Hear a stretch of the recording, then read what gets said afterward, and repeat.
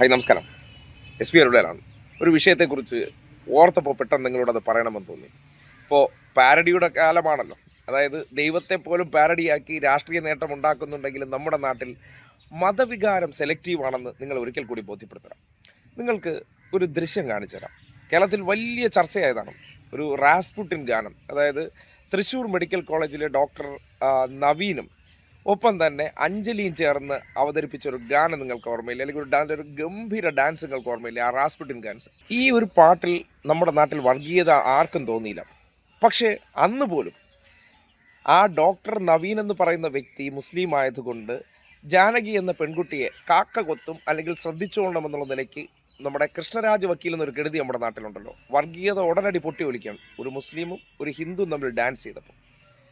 അതേ വ്യക്തികളൊക്കെ ഇപ്പോൾ ഈ അയ്യപ്പൻ്റെ പാരഡി ഗാനം കേട്ടപ്പോൾ ശശികലയ്ക്ക്, അതായത് അയ്യപ്പൻ്റെ ഇങ്ങനെയൊക്കെ താറടിക്കാം, അയ്യപ്പൻ്റെ പേരിൽ ഇങ്ങനെയൊക്കെ രാഷ്ട്രീയം കളിക്കാം, ഏതിനെതിരെ ആയിരിക്കണം? ഇടതുപക്ഷത്തിനെതിരെയാണെങ്കിൽ, അല്ലെങ്കിൽ അന്ന് ഈ റാസ്പുട്ടിൻ ഈ ഒരു ഗാനത്തിൽ യാതൊരു തരത്തിലും ഇവർക്ക് കുരു പൊട്ടേണ്ട അല്ലെങ്കിൽ മതവികാരം ഉണരേണ്ട കാര്യമുണ്ടായിരുന്നില്ല. പക്ഷേ അവിടെ ഉണരുകയും ഇവിടെ ഉണരാതിരിക്കുകയും ചെയ്യുന്നതിനെ സംബന്ധിച്ചുള്ള ആ സെലക്റ്റീവ്നെസ്, അല്ലെങ്കിൽ ഈ ചില വിഷയങ്ങളിൽ ഇവർക്ക് ഈ പെട്ടെന്ന് ഇങ്ങനെ ഇത് ഉണർന്നു വരുന്നത് എങ്ങനെ എന്നുള്ളതിനെ സംബന്ധിച്ച് നാട്ടുകാരൊന്ന് തിരിച്ചറിയാൻ വേണ്ടിയാണ്. അപ്പോൾ ഇവർക്ക് ചിലയിടങ്ങളിൽ രാഷ്ട്രീയമുണ്ട്.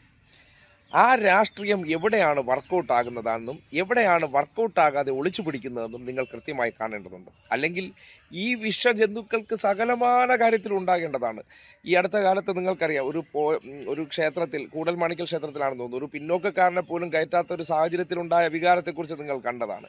അല്ലെങ്കിൽ ഏതെങ്കിലും സിനിമാ പേരിൻ്റെ കാര്യത്തിൽ നിങ്ങൾ കണ്ടതാണ്. എന്തിനേറെ പറയുന്നു, ഈ ഡാൻസിൽ പോലും വർഗീയത കണ്ടവർ ഇപ്പോൾ ഒരു മുസ്ലിം നാമധാരി അല്ലെങ്കിൽ ലീഗ് പ്രവർത്തകൻ ഈ രീതിയിൽ ഒരു അയ്യപ്പ ഭക്തി ഗാനത്തെ എടുത്ത് രാഷ്ട്രീയത്തിന് വേണ്ടി അവഹേളിച്ചിട്ടോ അല്ലെങ്കിൽ അയ്യപ്പൻ്റെ പേരിലെ ശരണം വിളി ഈ രീതിയിലാക്കിയിട്ട് ഇവർക്ക് കുരുപൊട്ടുന്നില്ലെങ്കിൽ എന്താണത് മനസ്സിലാക്കേണ്ടത്? ഇടതുപക്ഷത്തിനെതിരെ അയ്യപ്പനെയോ ഗുരുവായൂരപ്പനെയോ അല്ലെങ്കിൽ ഈ നാട്ടിലെ ഏത് ദൈവങ്ങളെ വേണോ, നിങ്ങൾ മുസ്ലിങ്ങളല്ല ക്രിസ്ത്യാനികളെടുത്ത് നിങ്ങൾ അലക്കിക്കോളൂ, ഞങ്ങളതൊക്കെ കുരുപൊട്ടില്ല. പക്ഷേ അതല്ലാത്ത ഇടങ്ങളിലെല്ലാം ഞങ്ങൾ ഇത് കൊണ്ടുവന്ന് കയറ്റണമെന്നുണ്ടെങ്കിൽ അന്ന് റാസ്പുട്ടിൻ ഗാനത്തിൽ നല്ല ഗംഭീരമായി ചുവടുവെച്ച അവരെ വിവാദത്തിലാക്കി അവരുടെ പേരിൽ വൈറലായ ആ സോങ്ങിൻ്റെ പേരിൽ വർഗീയത കലർത്താൻ ശ്രമിച്ച ഈ വിഭാഗക്കാർ ഇപ്പോൾ നിശബ്ദമായി ഇരിക്കുന്നുണ്ടെങ്കിൽ ഇവർക്ക് താല്പര്യങ്ങളുണ്ടോ ഇല്ലയോ? ശശികല മിണ്ടുന്നില്ല, അല്ലെങ്കിൽ കൃഷ്ണരാജ് വക്കീൽ മിണ്ടുന്നില്ല, ഹിന്ദു ഐക്യവേദിയെ കാണാനില്ല, കുമ്മനം രാജശേഖരനെയും BJP-യും പോലും കാണാനില്ല. അപ്പോൾ ഇവർക്ക് ആവശ്യമെങ്കിൽ അയ്യപ്പൻ്റെ സോങ്ങൊക്കെ ഇതുപോലെ എടുത്ത് വലിച്ചു കയറാം. പക്ഷെ ഒരു കാര്യം പറയാണ്, ഇത് നിങ്ങൾ ഓർത്തിരിക്കേണ്ടതുണ്ട്. ഇത് നമ്മൾ ചില കാര്യങ്ങളിലൊക്കെ അങ്ങോട്ടേക്ക് എടുത്ത് പൊട്ടിക്കാൻ തന്നെയാണ് തീരുമാനം. കാര്യം ചില കാര്യങ്ങളെ അവരുടെ ആവശ്യങ്ങൾക്ക് വേണ്ടി രാഷ്ട്രീയത്തിന് ഉപയോഗിക്കാം, രാഷ്ട്രീയ ആയുധമാക്കാം. അത് അയ്യപ്പനാണെങ്കിലും ശരി, ദൈവങ്ങളാണെങ്കിലും ശരി, അവരുടെ കാര്യം വിട്ട് കഴിഞ്ഞാൽ അതിനെക്കുറിച്ച് മിണ്ടരുത് എന്ന് പറയുന്ന സെലക്റ്റീവ്നെസ്സിനെ കുറിച്ച് നിങ്ങൾ ചിന്തിച്ച് നോക്കൂ.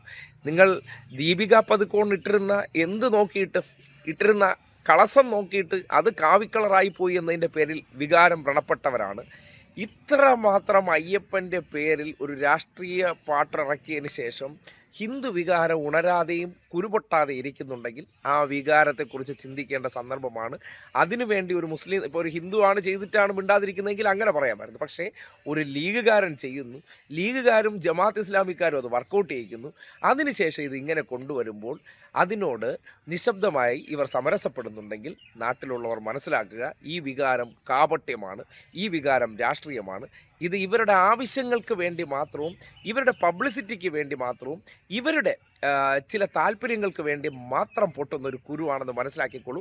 ബാക്കിയുള്ള കാര്യങ്ങൾക്ക് ഇടതുപക്ഷത്തിനെതിരെയാണെങ്കിൽ ഈ വികാരം ഒന്നും പൊട്ടത്തില്ല.